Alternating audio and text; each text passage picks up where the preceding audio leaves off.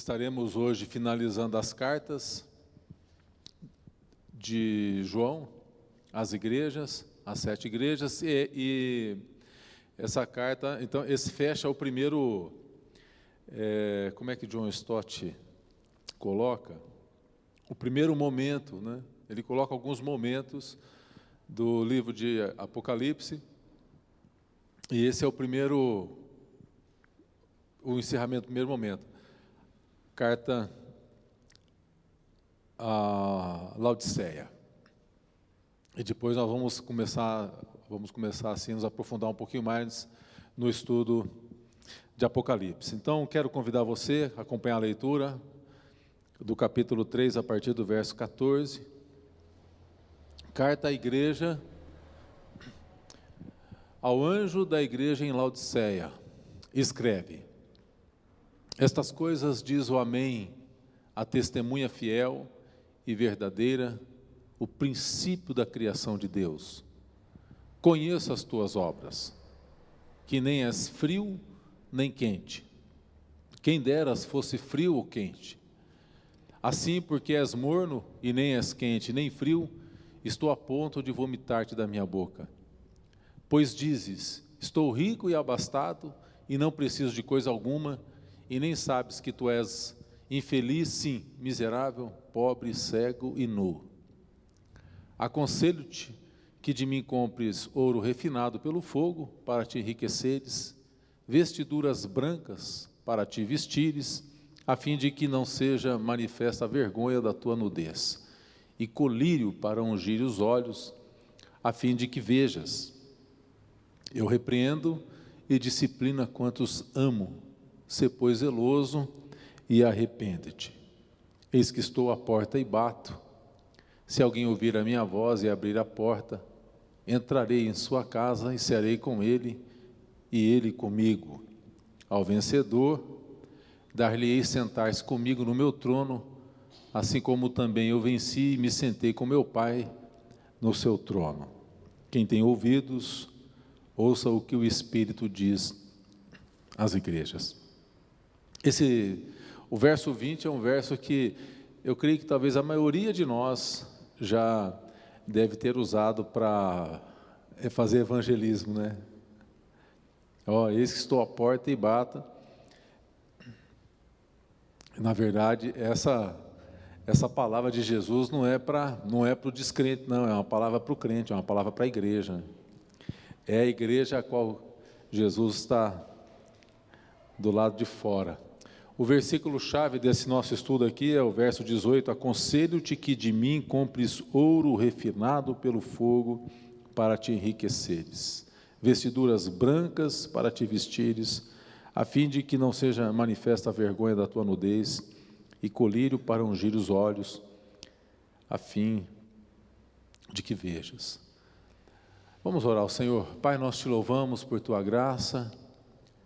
Senhor, tu és um Deus misericordioso, e nós clamamos, ó Deus, que o Senhor fale ao nosso coração, que a tua palavra nessa noite possa nos fortalecer, Senhor, para que a gente possa continuar no caminho, na busca do Senhor, o Senhor nos conduzindo em graça até o dia da tua volta, em nome de Jesus. Amém. Graças a Deus. Que ao estudar essa lição, que sejamos levados a fazer uma autoavaliação da nossa vida espiritual, que a gente, caso a gente se identifique com nem quente nem frio, né? Que a gente possa, vou fazer uma brincadeira comigo aqui, porque eu já fiz isso várias vezes aqui, ninguém notou até agora aqui, mas eu noto, todas as vezes eu noto. Você não percebeu, mas várias vezes eu já tentei mexer no meu óculos aqui, eu não acho ele. É porque, sabe por quê? E eu tento mexer pelo seguinte, porque aqui até está mais ou menos para ler. Para longe, assim, eu não consigo identificar. Eu vi que foi o irmão lá de Jundiaí, né? É Jundiaí? Aí, Ivaiporã. Desculpe, querido, é lá de Ivaiporã. Eu percebi assim, mas não dá para ver direito. Aí eu vou mexer no óculos para arrumar o foco, mas não tem óculos. E aí eu dou uma passadinha assim na testa, assim, para ninguém perceber. Agora eu sei que quando eu estiver fazendo isso, se você vai pensar lá, o pastor foi tentar achar o óculos, não achou. Eu acho que eu estou precisando de colírio para ver, né? Jesus está falando aqui, ó. Compra colírio. Ah, tá bom, brincadeira à parte, então. Cidade de Laodiceia, né? 5 momentos tem esse estudo. Vamos caminhar, talvez a gente vai conseguir vencer o nosso tempo aqui, né? A arqueologia, John Stott que diz isso, que a arqueologia ela tem se encarregado de fornecer dados bastante interessantes acerca da história relacionada com esta carta. Ele diz, John Stott, ele diz, Laodiceia era um centro bancário, financeiro, estava situada na província romana da Ásia Menor, onde fica hoje a atual Turquia, né? A oeste da atual Turquia de hoje. A cidade ocupava uma posição geográfica, estratégia, e inclusive que favorecia muito a sua prosperidade. Tinha como vizinhas a cidade de Colossos, da qual recebia água fria, de boa qualidade, e Hierápolis, a qual recebia águas quentes e medicinais. Ficava entre essas duas. E no período apostólico, ela era uma cidade extremamente próspera, e ela se destacava em algumas áreas. Ela se destacava como centro financeiro, um centro têxtil e oftálmico, né? Olhos. Os seus habitantes, na maioria, eram pessoas ricas e soberbas.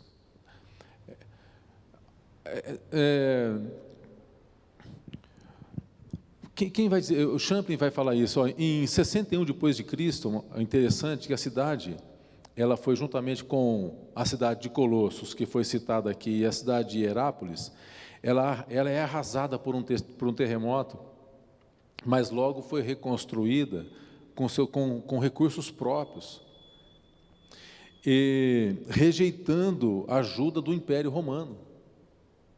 Era uma cidade muito rica, e também muito orgulhosa, muito soberba. Não quero saber, não preciso de ajuda. E esse é um fato que ele nos conta aqui. Era um centro têxtil, fabricava e exportava tapetes de fina qualidade, túnicas famosas no mundo todo, feitas de uma lã especial das ovelhas daquela região, uma lã preta que era produzida pelas ovelhas daquela região, então, que eles tinham. E um centro eu não sei nem falar essa palavra direito, oftalmológico, produzia colírio e exportava para várias partes do mundo. E o fato totalmente diferente das demais igrejas, que chama a atenção aqui, a igreja de Laodiceia, é que em outras cidades, a gente observou e citou isso, né? Nós observamos que o estado da igreja geralmente correspondia ao estado da cidade. No caso, em Laodiceia, isso não se repete. Há um contraste entre a cidade, entre o que a cidade é e o que a igreja é.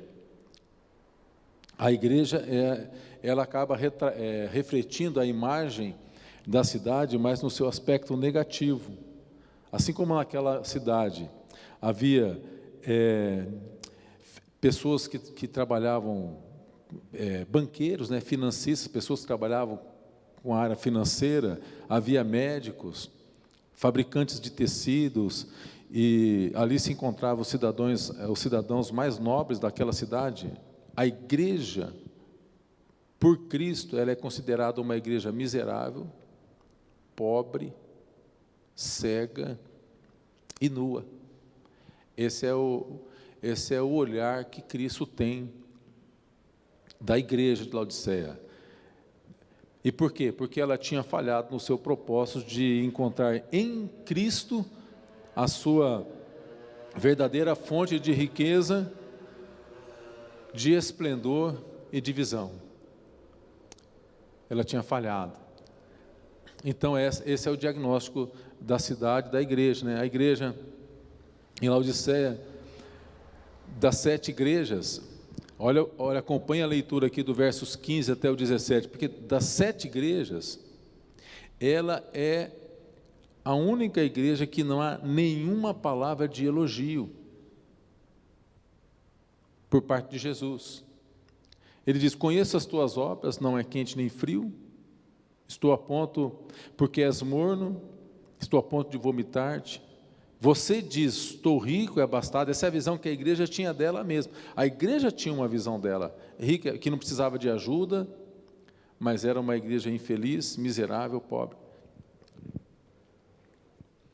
E é nela que nós encontramos, no entanto, as palavras mais cheias de amor por parte do Senhor. E o apelo que Jesus faz a essa igreja, e algo que marca as promessas que Jesus faz também à igreja de Laodiceia. É interessante que isso aqui é algo que, assim, para a gente pensar aqui. Laodiceia significa a voz do povo, ou o direito do povo. E o comentarista, ele vai dizer o seguinte: Laodiceia é aquela igreja na qual o que prevalece é a voz do povo, não a voz de Deus. É a voz do povo, não é a voz do anjo da igreja. O que prevalece é a voz do povo, não é a palavra, não é a vontade de Deus, mas é a vontade do povo que prevalece. Essa igreja foi fundada em Colossos e Hierápolis, provavelmente por Epáfras. A gente tem esse registro em Colossenses, capítulo 4, versos 12 a 16, a gente tem o registro, olha assim, aqui diz assim: saudai-vos Epáfras, Colossenses 4, 12, que é dentre vós servos de Cristo Jesus, o qual se esforça sobremaneira, continuamente por vós nas orações, para que vos conserveis perfeitos e plenamente convictos de toda a vontade de Deus. E dele dou testemunho de que muito se preocupa por vós, pelos de Laodiceia e pelos de Hierápolis. Saudai-vos Lucas, o médico amado, e também Demas. Saudai-vos os irmãos de Laodiceia e Ninfa, e a igreja que ela hospeda em sua casa. Então, a igreja que começa na casa dessa mulher. E uma vez lida essa epístola perante vós, providenciai, porque seja também lida na igreja dos laodicenses e dos de Laodiceia, lede-a igualmente perante vós. Então, a gente tem um registro aqui de Paulo escrevendo para a igreja de Colossos, fazendo menção do nascimento dessa igreja, que nasce uma igreja simples, humilde, nasce numa casa, né?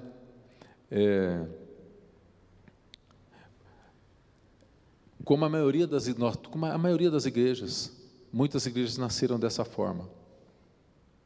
Então, é uma igreja que nasce pequena, simples, numa reunião, numa casa, porém, algum tempo depois, deixou de ser uma igreja infelizmente, que agradava a Deus, para ser uma igreja que agrada pessoas. Seus membros acabaram se conformando com o estilo de vida dos moradores da cidade e acabam criando o seu próprio evangelho e se conformam com o seu estilo de vida. Ao se conformar com o mundo, a igreja então passou a ter algumas características que são aquelas que Jesus faz a sua denúncia aqui. Uma igreja que não tem, uma igreja indefinida, é uma igreja, não é nem quente nem frio. Jesus fala assim, que seja quente ou que seja frio, mas é uma igreja que não se define. Então, Jesus está lembrando que aqui das águas mornas das cidades, não eram nem frias como as de Colosso, que era refrescante, podia matar a sede do povo, e também não eram quentes como a de Hierápolis, que tinham poder curativo. Assim eram os crentes da igreja, sem muita convicção de fé, raso de conhecimento, de convicção, né? Queriam amar tanto a Deus, mas também não queria deixar os prazeres do mundo, não queria deixar o conforto do mundo, as coisas que Eu nem digo o conforto do mundo, nós vamos entrar um pouquinho aqui mais para frente, que a gente vai ver que isso aqui tem a ver com a questão da perseguição também, com falta de convicção, de fé mesmo. Não é? Não queriam deixar o mundo. Então, nós temos alguns textos aqui que Jesus fala que nós precisamos ter convicção. Mateus 6,24 diz: ninguém pode servir a dois senhores, ou porque você vai aborrecer de um e amar o outro, ou se devotará a um e desprezará o outro, não poder servir a Deus e as riquezas, é o que diz. E em Tiago 4, capítulo 4, em Tiago 4, versos 4 e 5, diz assim, Tiago 4, infiéis, não compreendeis que a amizade do mundo é inimiga de Deus? Aquele, pois, que quiser ser amigo de Deus, quiser ser amigo do mundo, constitui-se inimigo de Deus. Ou supondes que em vão afirma a Escritura, é com ciúme que por nós anseia o Espírito que Ele fez habitar em nós. E na primeira carta de João, capítulo 2, versos 16 e 17, diz, porque tudo o que há no mundo, a concupiscência da carne, concupiscência dos olhos, soberba da vida, não procede do Pai, mas procede do mundo. O mundo passa, sua concupiscência, aquele, porém, que faz a vontade de Deus, permanece eternamente. Então, Jesus aqui, ele está fazendo uma denúncia, uma igreja que não havia se definido. E essa é um desafio para nós. Nós precisamos ter plena convicção daquilo que nós cremos e praticar aquilo que cremos, né? A palavra do Senhor diz que nós devemos ser convictos, né? Bem-aventurado aquele que não se condena naquilo que aprova. Se eu não me engano, é Tiago que diz isso, né? É Tiago quem diz isso. Então, será que a gente, em algum momento, também não tentamos conciliar? Quando eu falo amor ao mundo, eu prefiro usar uma outra expressão, né? São os valores que o mundo tem, diferente dos valores que a igreja carrega. E muitas vezes a gente se vê tentando cultura, né? Você já viu tentar assim, jeitinho dentro da igreja? Né? O brasileiro não é o país do jeitinho? Essa é a expressão que a gente... Jeitinho brasileiro, né? A expressão que a gente usa. É tentar conciliar o mundo com a gente, e nós precisamos ter cuidado com isso. Mas o Champlin, ele dá um significado espiritual àquela mornidão, tanto para aqueles dias, quanto para os últimos dias. E ele dá a seguinte nota: historicamente, Champlin falando, supõe-se que uma das coisas envolvidas nisso, essa constatação que Jesus faz, era resultado da recusa da igreja de abandonar abertamente o culto ao imperador. Então, veja, eles cultuavam os imperadores romanos, que eram adorados como deuses, adoravam ao imperador e, ao mesmo tempo, diziam que apenas se tratava de uma formalidade, mas que não faziam aquilo de coração. Dessa maneira, eles evitavam a perseguição. Evitavam a perseguição. E praticavam amplamente e participavam daquilo que a cidade podia proporcionar a eles, da riqueza da cidade, o conforto da cidade. Não tinha perseguição. Então, era uma igreja que também ela não contrastava muito com o mundo, não tinha uma palavra profética. A palavra do Senhor diz lá em Romanos que nós não devemos nos conformar com o mundo. Então, era uma igreja que estava tomando a forma do mundo para não sofrer perseguição, para não sofrer sanção política por parte do imperador. Então, paralelamente a tudo isso, eles procuravam manter uma igreja cristã, não era um frio nem quente, era uma espécie de igreja cristã pagã, uma igreja que não tinha relevância espiritual. Era aquela igreja que precisava de salvação. ela é aquela igreja que Cristo está fora, está lembrado, né? Jesus está à porta. Então não é uma igreja que faz diferença, não é uma igreja que tem voz profética, não é uma igreja que é sal e luz, ela é aquela igreja que tenta caminhar com os pés em duas canoas. E profeticamente, o próprio livro de Apocalipse, ele diz isso, mas Jesus também fala isso, que a igreja caminha para isso novamente. Propositadamente, a gente vê essa igreja numa sequência na última igreja. Se a gente pegar a igreja de Filipenses, de Filadélfia, obrigado. Se a gente pegar a igreja de Filadélfia, que foi a igreja que teve aquela explosão, aquele avivamento, né? O avivamento, e a gente vai ver depois que a última igreja é aquela igreja que vai experimentar um esfriamento total. A gente percebe isso na nossa vida também. A gente começa todo vapor, né? Cristo entra na vida da gente e a gente está a todo vapor, primeiro amor, obras, não perde oportunidade. O sujeito fala uma coisa, a gente na hora tem palavra para responder, que contradizer aquilo que está sendo dito. E aos poucos parece que a gente vai, o amor parece que vai se esfriando do coração da gente. Por isso nós precisamos, pessoalmente, particularmente, individualmente, precisamos desse avivamento de Deus, precisamos dessa graça do Senhor. Por isso a gente vê que esse Deus é um Deus bom. O Espírito Santo ele vai assim nos abordando e ele vai trabalhando conosco e vai nos fazendo lembrar. Por isso que é tão importante uma palavrinha, né? Confissão, arrependimento, reconhecimento, perseverança, tudo isso é importante na nossa vida pessoal. É uma palavra para a igreja, mas nós precisamos trazer essa uma palavra pessoal também. Então veja, essa primeira, né, uma igreja indefinida, mas é uma igreja que se achava autossuficiente, pois dizia que era rica, abastada. A igreja, ela refletia o caráter da cidade, vivia de forma confortável, não tinha perseguição, mas arrogantemente confiava mais nos seus recursos do que na dependência de Deus. Não precisa depender de Deus, não tem perseguição aqui a gente consegue viver o paz e amor com todo mundo. A gente adora o imperador, a gente não incomoda e também não é incomodado. Então, a presunção era de que tudo quanto possuía se devia exclusivamente ao esforço da própria igreja, que tinha, né,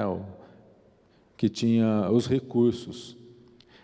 Mas, na essência, ela era uma igreja que precisava da dependência de Deus. E a essência do pecado é essa, é vivermos independentes de Deus. Isso já está visto desde lá de Adão, né? Independente de Deus. E a pergunta para a nossa reflexão é: em que será que nós temos depositado a nossa confiança como igreja? Se não for em Jesus, é tudo vão. A nossa confiança precisa estar no Senhor. Não pode estar na instabilidade da riqueza, não pode estar na nossa capacidade, na nossa sabedoria, no nosso conhecimento. A nossa confiança precisa estar depositada no Senhor. Quanto a isso, o Senhor, ele conta, tem aquela passagem, né, que Jesus, caminhando, aproxima-se dele um homem dizendo: bom mestre, que farei para herdar a vida eterna? E aparentemente aquele homem era um homem irretocável, irrepreensível, né? E Jesus fala assim: por que você me chama de bom? Só tem um que é bom. E Jesus fala: você observa os mandamentos. E aquele homem vai dizer assim: mas eu tenho observado isso desde a minha desde a minha mocidade. O que me falta? Então veja, e quando Jesus fala: vai, vende o que tem e dá aos pobres, diz que ele se retira triste, porque ele era possuidor. A questão não é, em nenhum momento Jesus está aqui combatendo a riqueza, não é isso.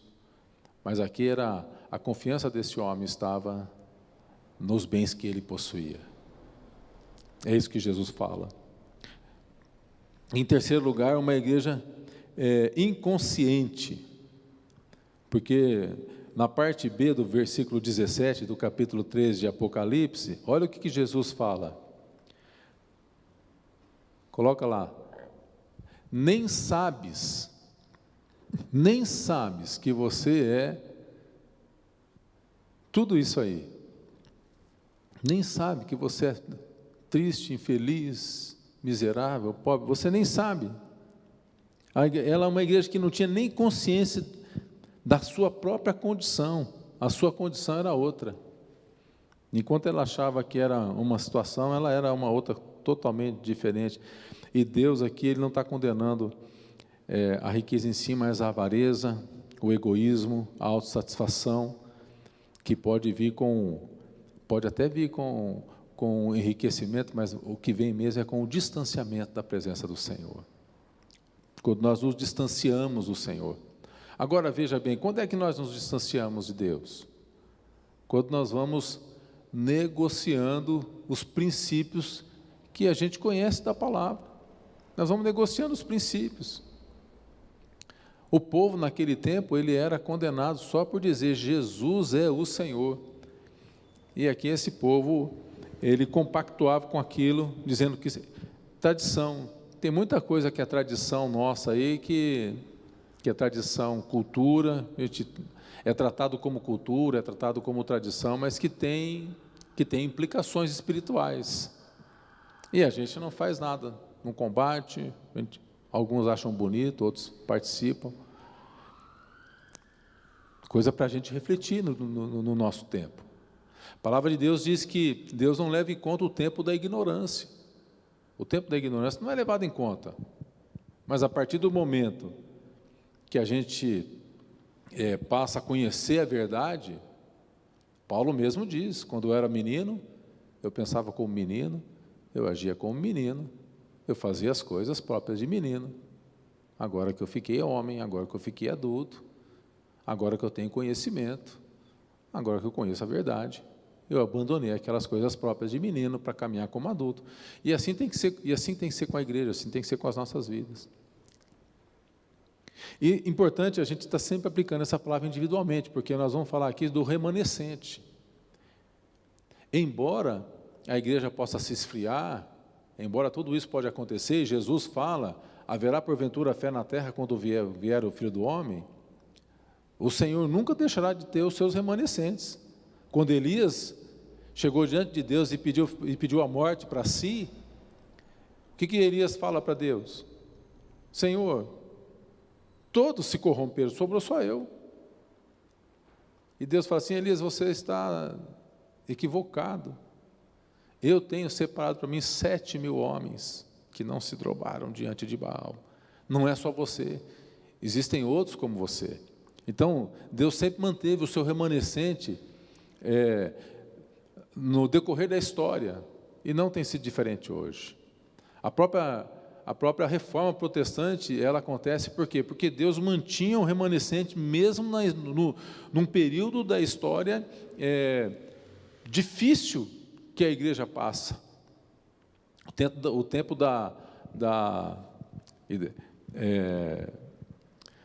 o tempo obscuro da igreja, sempre teve os remanescentes do Senhor. Então essa era uma igreja inconstante, inconsciente. Laodiceia é um exemplo do que pode acontecer com uma igreja que se afasta então da dependência do Senhor para confiar nos seus próprios recursos. Então essa é a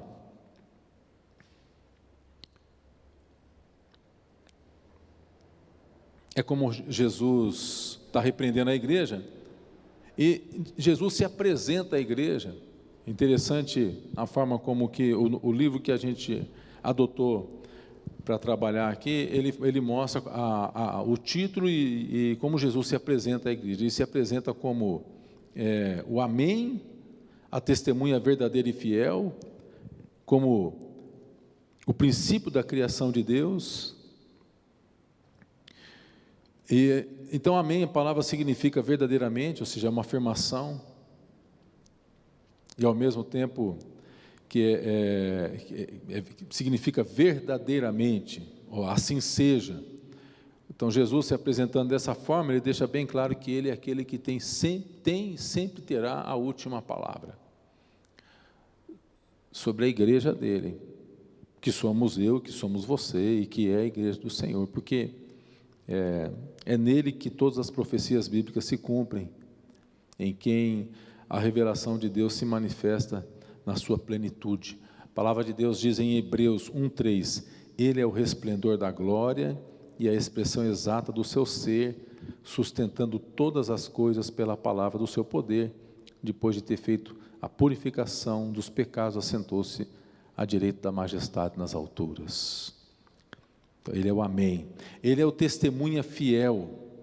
Em Apocalipse capítulo 19, versos de 11 a 13, Jesus também se apresenta dessa forma. Ele diz, vi o céu aberto, Apocalipse 19, 11, e eis um cavalo branco, o seu cavaleiro se chama Fiel e Verdadeiro, julga e peleja com justiça, os seus olhos chama de fogo, na sua cabeça muitos diademas, um nome escrito que ninguém conhece, senão ele mesmo, está vestido com um manto de tinto de sangue, e o seu nome se chama o Verbo de Deus. Então, ele é o fiel, aquele que julga e aquele que peleja com justiça. Jesus é aquele que julga sem parcialidade, denuncia a soberba, denuncia o engano, denuncia o pecado, mas ele também é aquele que vivifica a igreja, e ele faz esse raio-x da igreja de Laodiceia, que havia criado sua própria teologia, e fazia sua própria autopromoção, a igreja de Laodiceia, mas Jesus, ele passa os seus olhos e ele vê, não é? Ele fala assim, aqui é aquele que vê todas as coisas, tem os olhos como de chama. O princípio da criação, o original não quer dizer que foi o primeiro ser criado, mas aquele que criou todas as coisas. Em João capítulo 1, versos de 1 a 3, está difícil de ler hoje aqui, viu, irmãos? No princípio era o Verbo estava com Deus, o Verbo era Deus. Estava no princípio com Deus, todas as coisas foram feitas por intermédio dele, e sem ele nada do que foi feito se fez. E em Colossenses capítulo 1, verso 15, diz, ele é a imagem do Deus invisível, primogênito de toda a criação, pois nele foram criadas todas as coisas, nos céus, sobre a terra, as visíveis e invisíveis, sejam tronos, sejam soberanias, principados, quer potestades, tudo foi criado por meio dele e para ele, ele é antes de todas as coisas, nele tudo subsiste. Então, quando fala que ele é o princípio da criação, ele é aquele que criou todas as coisas, e nele foi criado, e por ele, né? É Deus na pessoa do Filho, que fala à igreja, ele está acima de todas as criaturas, apesar de serem, e todas as criaturas, aos olhos de Deus, são insignificantes, diante da grandeza da criação de Deus.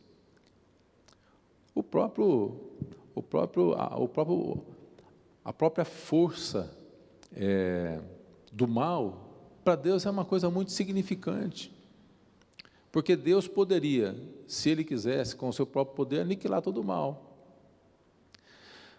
mas a palavra fala que nós fomos criados menores, mais fracos, mais frágeis que os anjos, e quem vence eles somos nós. Nós é que vencemos no poder. Cristo venceu, mas é a igreja que vai vencendo no poder do Espírito Santo. É o Senhor nos tornando, o Senhor nos transformando, Ele nos moldando. Isso é maravilhoso, porque isso redunda em glória para o Senhor. O salmista, ele diz, Salmo 8, 3 e 4, diz, quando contemplo os teus céus, obra dos teus dedos, e a lua e as estrelas que estabelecesses, que é o homem que dele te lembres, e o filho do homem que o visites.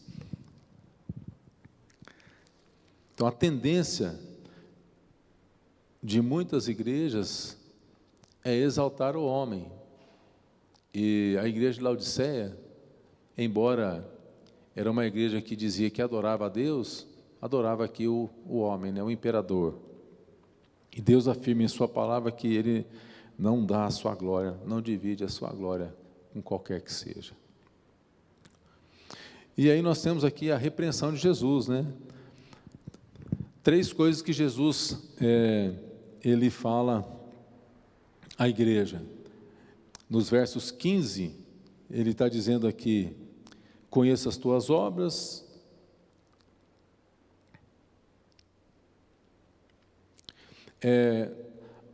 conheço as tuas obras. Então, a repreensão de Jesus é motivada no conhecimento que Ele tem da igreja. E quando Ele nos repreende, é motivado no conhecimento que Ele tem de nós. Quando está dizendo, conheço as tuas obras, não há como esconder nada daquele que sonda o mais profundo do nosso ser. O Salmo 139 diz, Senhor, Tu me sondas e me conheces. Salmo 139, sabe quando me assento, quando me levanto, de longe penetra os meus pensamentos, esquadrinha o meu andar, o meu deitar, conhece todos os meus caminhos. Então Jesus conhece o caminho da igreja, conhece os nossos caminhos. A repreensão do Senhor também, ela é expressa na relação que Ele tem com a igreja. Ele diz, estou a ponto de vomitar-te. É um relacionamento que Jesus tem com a igreja. A igreja não está expressando aquilo para qual ela foi levantada, salva, purificada. Jesus estava aqui, a palavra é enjoado, por causa da indiferença, da neutralidade daquela igreja. Não era uma igreja que fazia. Aí a gente precisa prestar atenção no nosso comportamento como cristãos. Diante de uma situação, nós nos mantemos neutros ou nós nos posicionamos? Falamos aquilo que temos aprendido, levamos a palavra de esperança, ou ficamos quietos e não compartilhamos? É interessante porque em Ezequiel, a palavra do Senhor diz que Ele vai requerer o sangue de algumas pessoas que talvez passaram por nós, que nós não repreendemos, que nós não nos posicionamos. Quando o pecador estiver no caminho errado e nós não dissermos, ou quando aquele que estiver no caminho certo e inclinado para o erro e a gente não repreender e dizer, irmão, ó, cuidado, esse não é o caminho, não é assim que a palavra ensina. Está lá, se não me engano, no capítulo 37 de Ezequiel. Então, não podemos, não somos neutros. Precisamos nos posicionar diante de valores.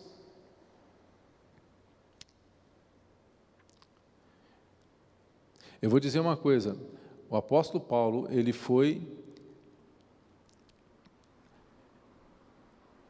morto decapitado. Mas por que ele foi morto? Paulo foi morto porque ele não se manteve neutro diante de algumas leis romanas. Ele era romano. E ele foi condenado como um cidadão romano que infringiu a lei de Roma. Mas o infringir a lei de Roma era aquilo que fazia a vontade de Deus. E ele é condenado. Ele só não é crucificado porque ele é cidadão romano. E por ser cidadão romano, ele tinha o direito de não ser crucificado. O direito era uma morte indolor ou menos sofrida. Ele foi decapitado, guilhotina, né? Praticamente não sente dor nenhuma. Mas ele é morto porque ele combate. Jesus é morto por nossos pecados, mas o que leva Jesus à morte não é somente os nossos pecados. Existe motivação sociopolítica também por trás da morte de Jesus.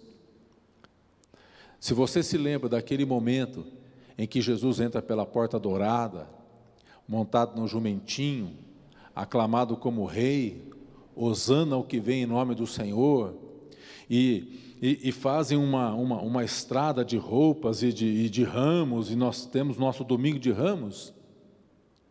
A história diz que na outra porta, se eu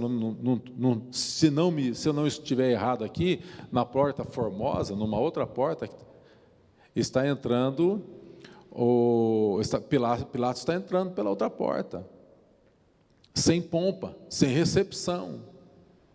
E quando falam para Jesus, Jesus manda falar assim, fala para essa raposa aí, que hoje eu curo, isso, aquilo, outro. Existe também uma motivação política por trás da morte de Jesus. Inclusive, Caifás vai dizer que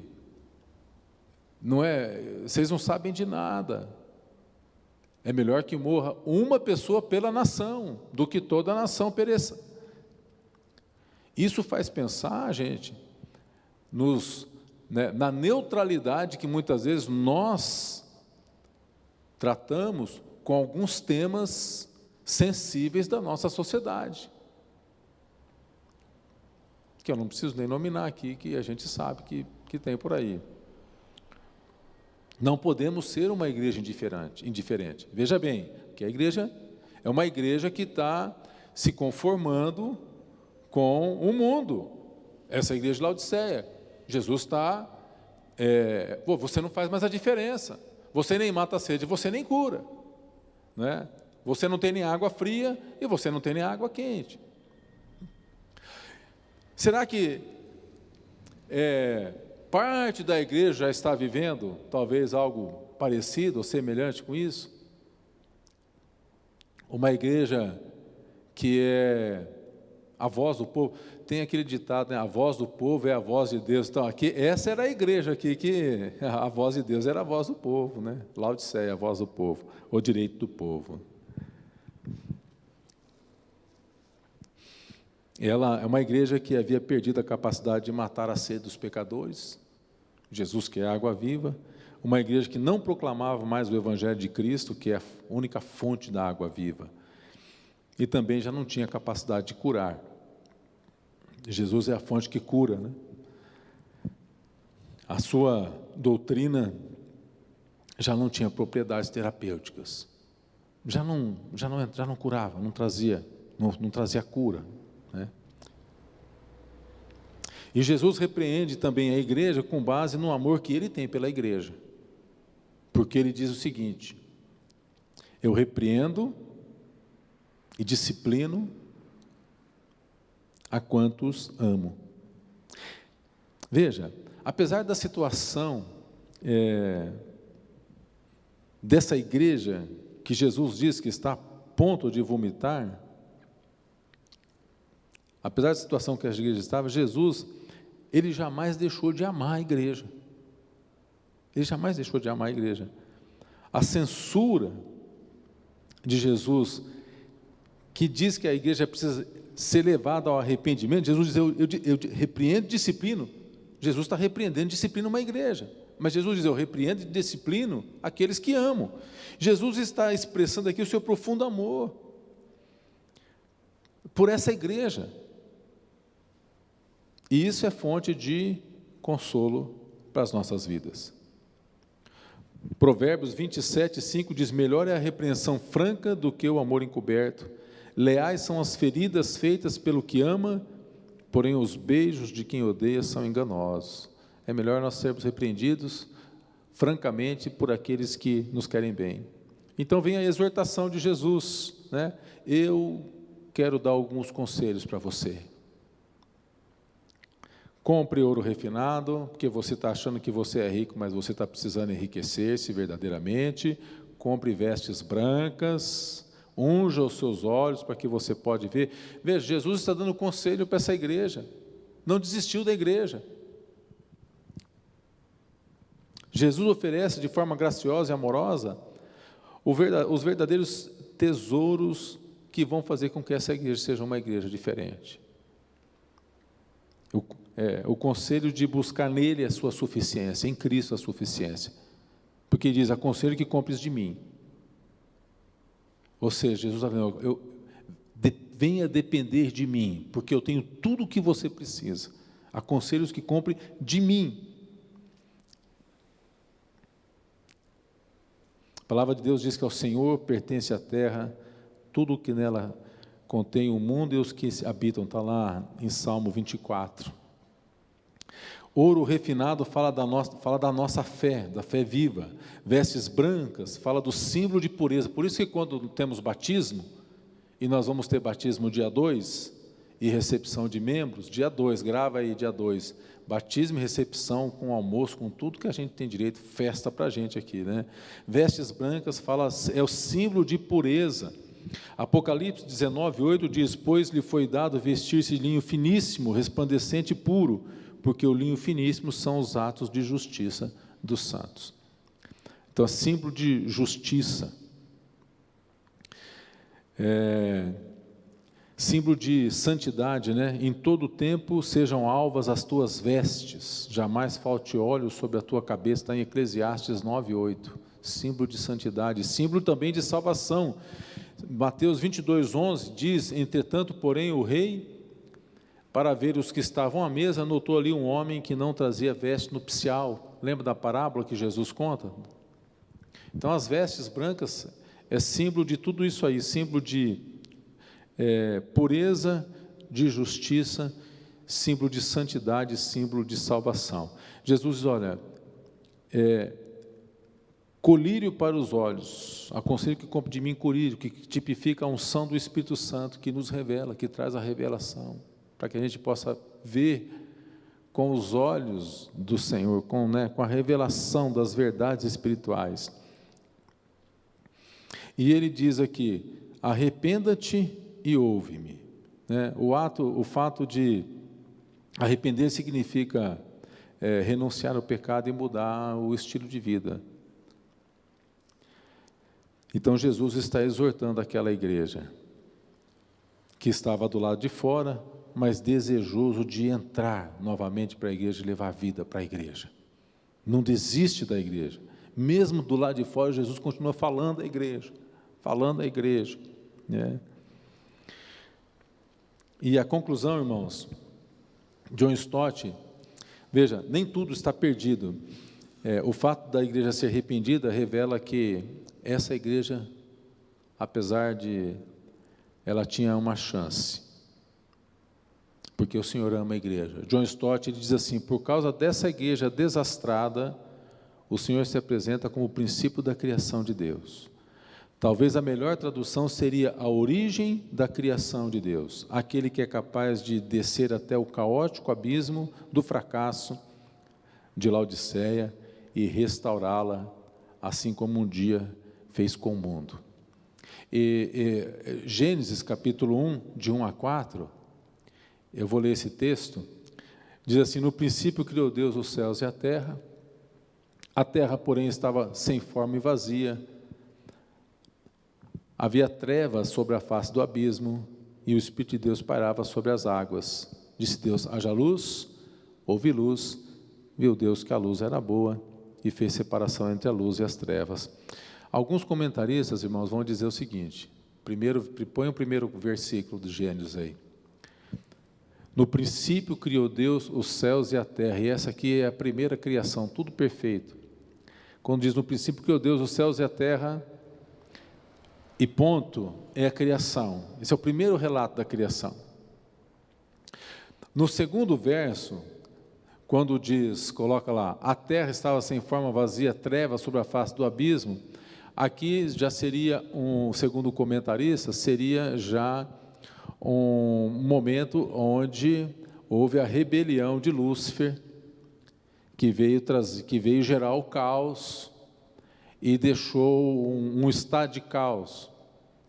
E no verso 3, Deus trazendo ordem ao caos, dizendo, haja luz.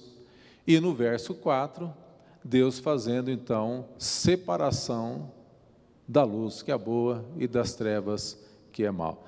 Então, Jesus se apresenta como aquele que pode transformar o caos e refazer aquilo. Agora deixa eu dizer, mas espera lá, não é exatamente isso que Deus faz com a gente? Não é exatamente isso?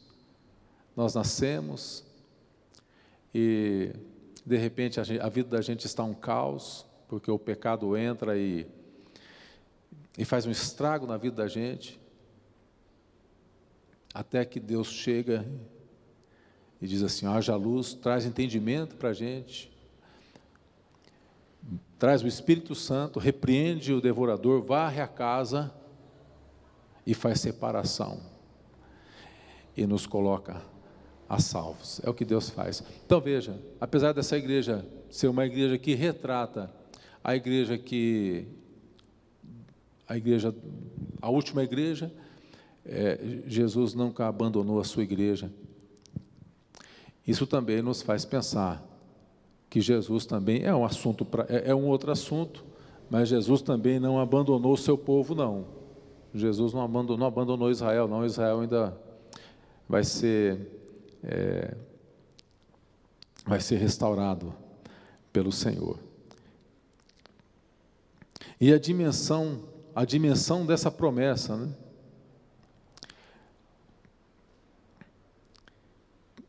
A dimensão da promessa: se assentará comigo no meu trono. Se assentará comigo no meu trono. Assim como eu venci e me assentei com meu Pai no seu trono, ou seja, por toda a eternidade, por toda a eternidade. A mensagem é, obviamente, para todas as igrejas, em todos os lugares, em todos os tempos. A igreja de Laodiceia tem seu paralelo em muitas igrejas, em muitos líderes e em muitos crentes da atualidade, igrejas que não são mais um organismo vivo, esse é o comentário final aqui, mas apenas uma organização. Precisamos nos arrepender se nós somos apenas uma organização que funciona semanalmente. A igreja precisa ser viva, não é? E não podemos nos apacentar a nós mesmos. Profeticamente, esse é um comentário do Champlin, a gente vai terminar com ele. Profeticamente, por se tratar da última carta, sinaliza a condição da igreja imediatamente antes da segunda vinda de Cristo. Marca uma igreja corrompida em seu propósito de revelar o amor e a graça de Deus. Cristo se acha do lado de fora dessa igreja e não do lado de dentro. E Champlin continua dizendo: cada igreja local de todos os séculos exibe algo de todas as 7 igrejas do Apocalipse. Mas a igreja do fim dos tempos, com exceção do remanescente fiel, será dominada pela horrenda condição que havia na igreja de Laodiceia. Mas haverá um remanescente fiel. E eu oro ao Senhor para que nós façamos parte desse remanescente. Essa igreja do final dos tempos, ela não terá coisa alguma do calor da igreja de Éfeso, do destemor da igreja de Esmirna, da lealdade a Cristo da igreja de Pérgamo, da fé e das boas obras da igreja de Tiatira, do remanescente imaculado de Sardes, que observava a palavra e os labores de Filadélfia. Apesar de tudo isso, Jesus não desistiu da igreja de Laodiceia, e esse é o nosso consolo, isso que nos maravilha acerca do amor e da graça de Deus sobre a sua igreja. Esse amor, esse Deus de amor, que o Senhor nos abençoe e que o Senhor nos faça refletir nessa palavra, que não sejamos o morno, que sejamos muito frio para matar a sede da turma com muita, ou que sejamos muito quente para levar cura para as nações, né? Que Deus nos abençoe. Vamos orar ao Senhor.